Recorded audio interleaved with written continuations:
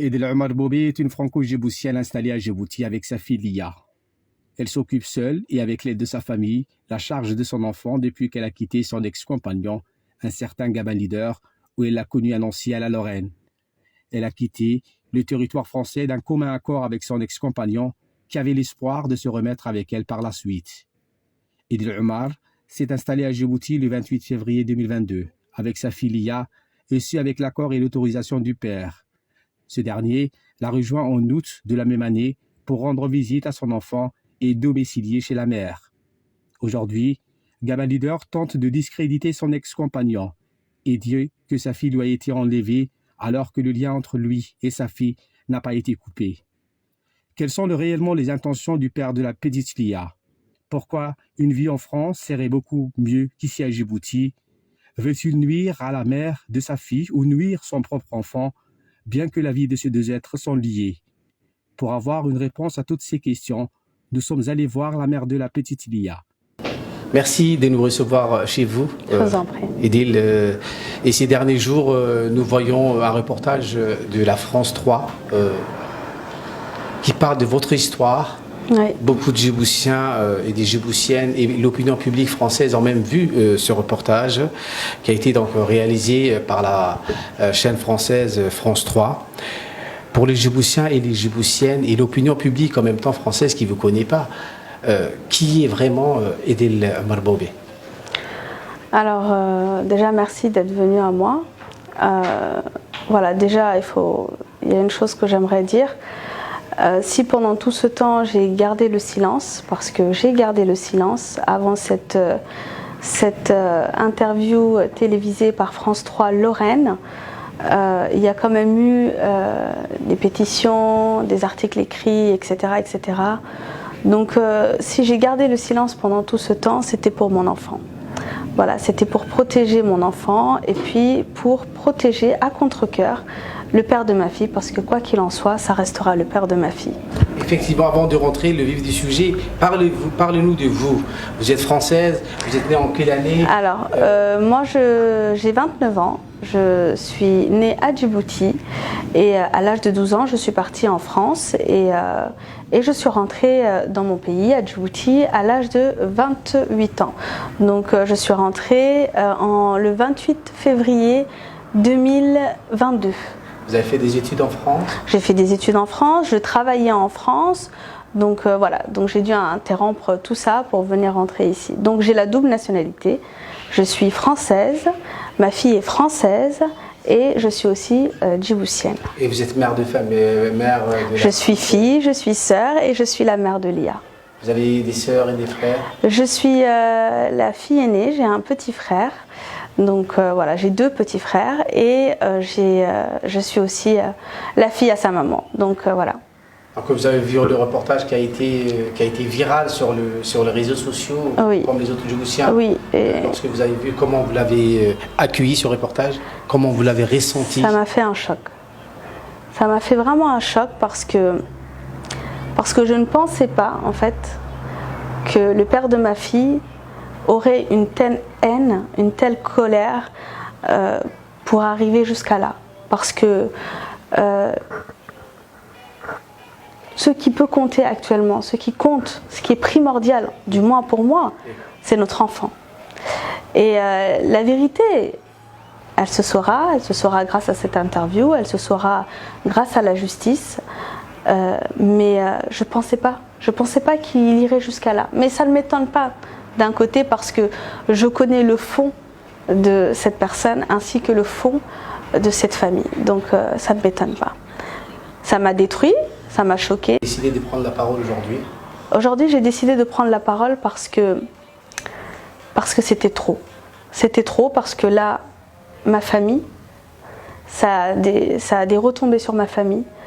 Il y a mon petit frère à l'école, on l'arrête pour lui dire: tu t'appelles Omar Bobé, tu es le frère de la personne qui a volé l'enfant. Ma mère, c'est difficile pour elle. Tous les Djiboutiens, en tout cas qui vivent à Nancy, dans la ville où je vivais, tous les Djiboutiens sont interpellés en disant: ah, on a volé un enfant dans votre pays. Voilà, donc c'est très humiliant. Il faut que ça soit très clair dans la tête des gens. Je n'étais pas en couple et j'ai pas quitté pour venir en vacances du tout. Nous étions déjà séparés depuis un moment. Donc ma fille a 4 ans. À l'époque où on s'est séparés avec mon ex-conjoint, ma fille avait 1 an et 6 mois. Donc voilà. Donc je suis retournée 1 mois chez ma mère. D'ailleurs, je lui ai laissé toute la maison, l'ancienne aussi. J'ai quitté. J'ai juste pris une valise ainsi que mon enfant, qui était un bébé.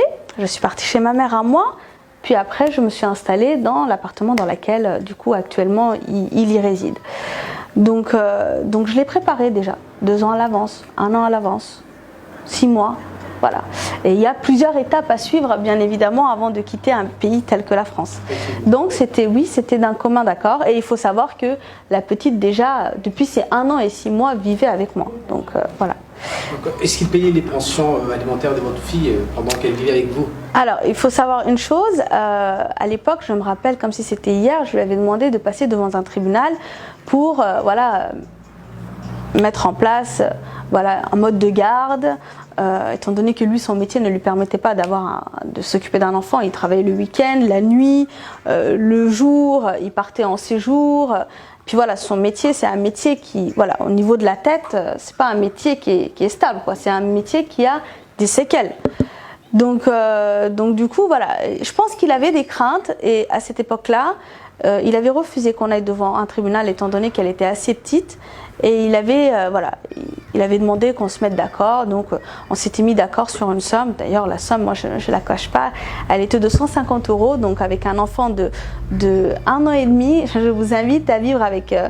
Heureusement que je travaillais, attention, mais je vous invite à vivre avec 150 €. Donc, je ne sais pas si c'est les couches, le lait ou ce qui va avec, mais c'est pas ce qui comptait parce que on était dans de bonnes ententes. Il y avait le respect. Voilà. Quand il voulait, il pouvait venir chercher sa fille. Donc une fois par semaine. Des fois, c'était pas quotidien. Hein, attention, il venait la chercher juste de temps en temps. Si elle dormait une nuit avec lui, le lendemain, il disait qu'il était trop fatigué, qu'il n'a pas réussi à dormir et qu'il fallait que je récupère la petite. Il a parlé des parents, des grands-parents qui l'aimaient. Comment vous voyez vos grands-parents? Ces mêmes grands-parents qui ne souhaitaient pas que je mette, à terme ma grossesse. Ces mêmes grands-parents qui ont sorti un couteau chez moi lors des 1 an de ma fille, ces mêmes grands-parents, qui m'ont menacée, humiliée, harcelée, d'ailleurs qui avaient harcelé pendant un moment quand même ma famille. Donc non.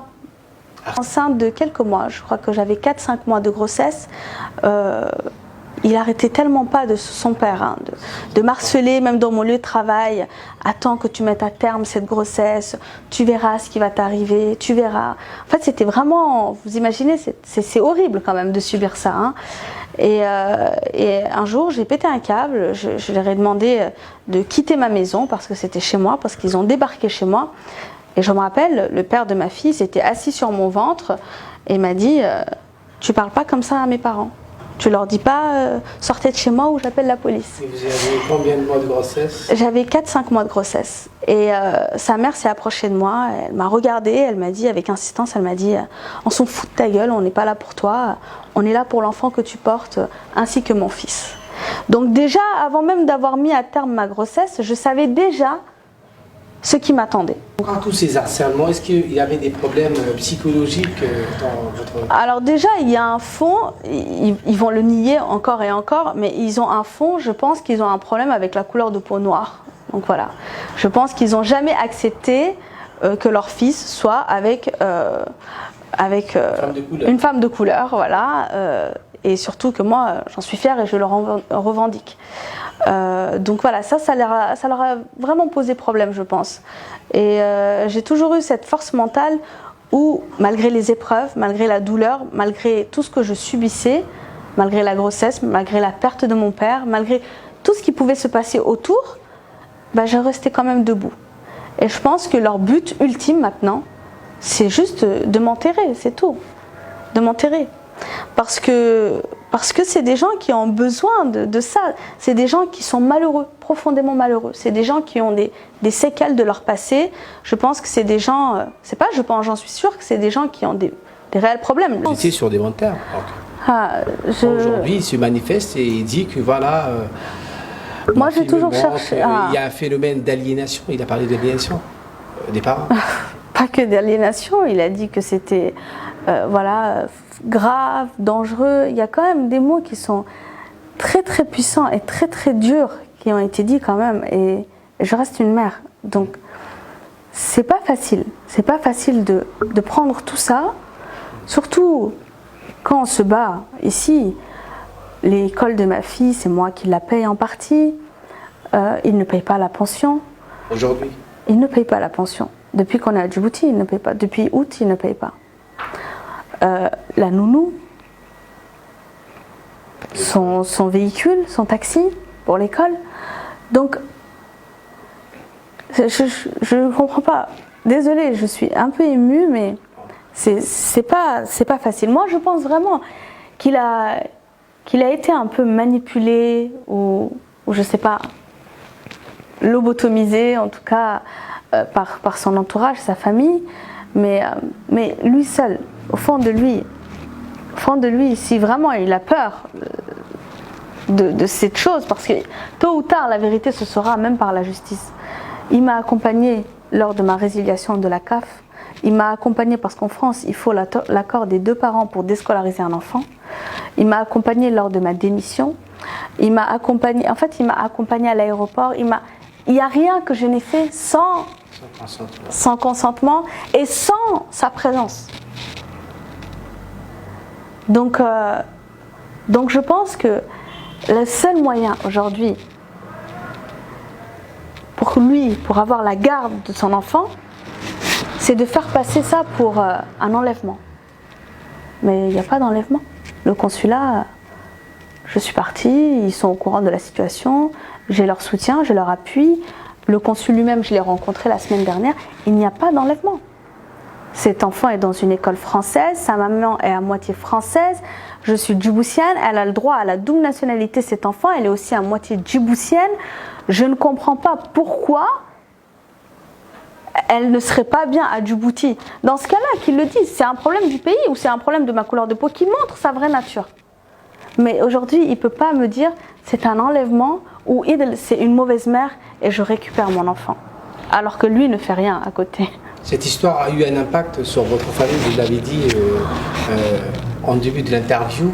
Qu'est-ce que vous appelez, est-ce que vous voulez faire un appel à l'opinion publique française? Et voilà, parce que évidemment que je veux faire un appel. Cette histoire a eu un impact sur votre mère, vous l'avez dit, votre bien père, évidemment, bien évidemment. Vous leur dites? Bien évidemment, c'est ma famille. Elle n'a pas à subir ça. Je peux comprendre qu'il a de la haine ou qu'il a de la rancune ou qu'il peut aujourd'hui se dire pourquoi cette femme, elle vit mieux, elle s'en sort mieux. Je ne sais pas, pour n'importe quelle haine qu'il peut avoir. Mais ma famille n'a pas à en subir. Moi, c'est aujourd'hui que je m'assois face cam et que je dis ce que j'ai subi, alors que j'aurais pu le dire depuis bien longtemps. Et pourquoi? Qui me l'a forcé? Lui. Lui, parce que pendant tout ce temps, j'ai gardé le silence. Qu'est-ce que vous dites aux Français et aux Françaises qui nous regardent? Je dis, ma famille n'a rien demandé. Ma famille n'a rien demandé. Ceci concerne un père, une mère, il y a un tribunal. Et c'est au tribunal de juger. Mais il n'a pas le droit de dire une mère djiboutienne enlevée à Djibouti. Non, ma mère n'a pas le droit. Elle n'a pas à subir ça. Mon petit frère n'a pas à subir ça. Mes tantes, mes cousins, tous les gens djiboutiens, de sang djiboutien, d'identité djiboutien, qui sont à Nancy, n'ont pas à être interpellés dans tous les coins de rue et recoins pour leur dire une fille de votre pays a volé un enfant blanc de chez nous. On va où? Quand le grand-père il écrit dans son article,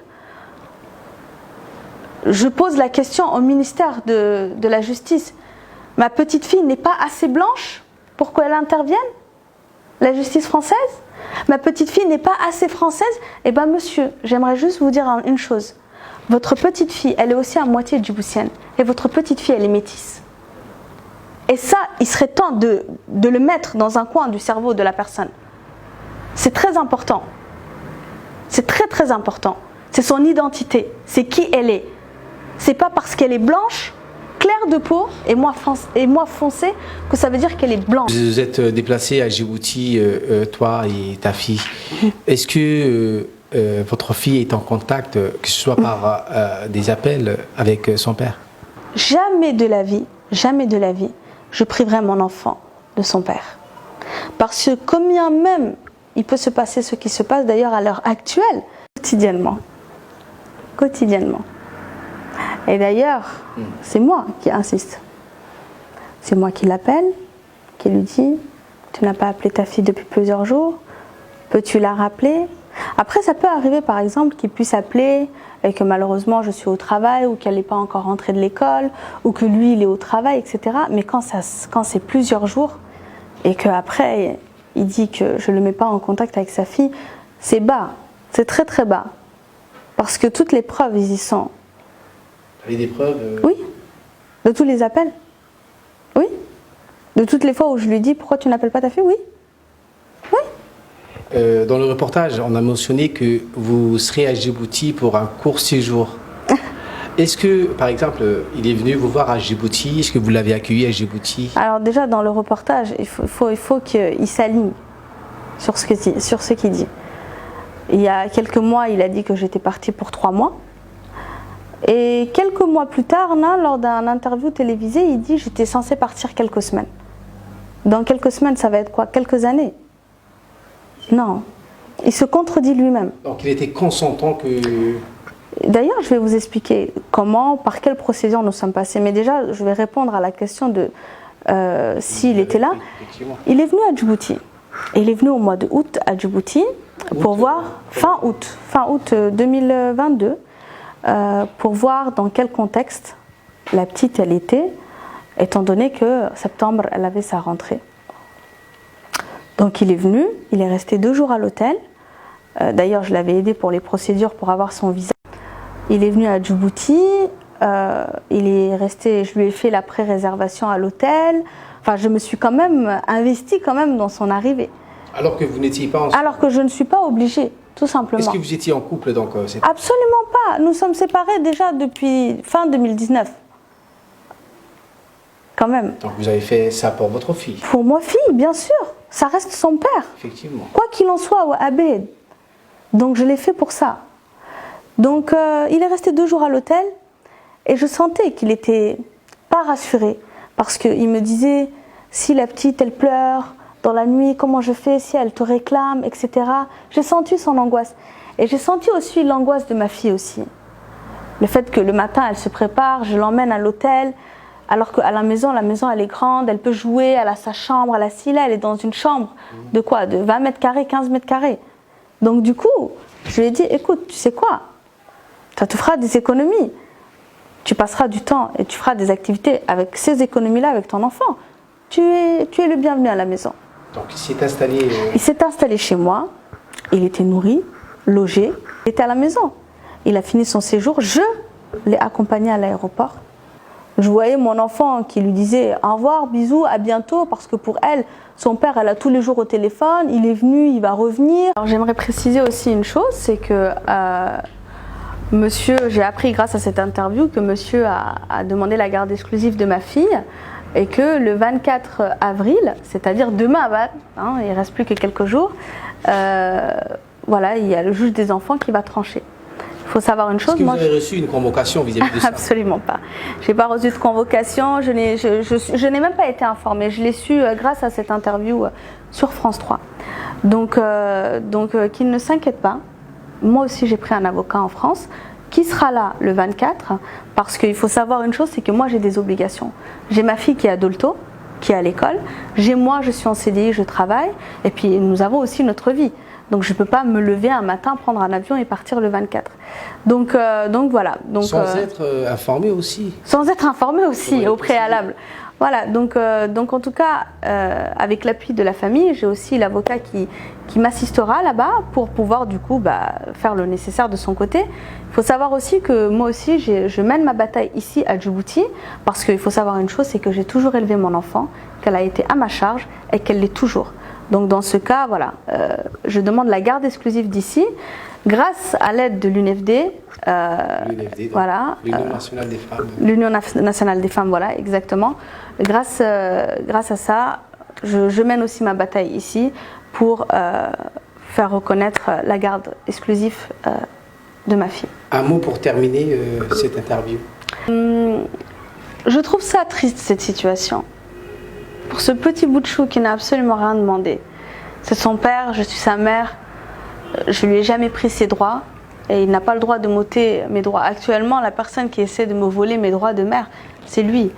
C'est moi qui ne peux pas rentrer en France, rendre visite à ma famille, à mon petit frère, par peur qu'il m'enlève mon enfant. Il est toujours le bienvenu, lui, sa famille, malgré tout le passé, tout ce qui s'est passé, les douleurs, les cicatrices, tout ça.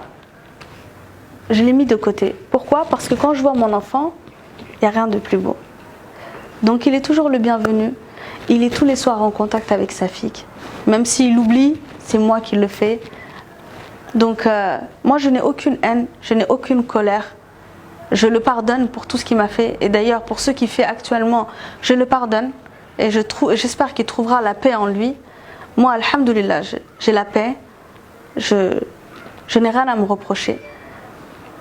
Ma priorité, c'est mon enfant.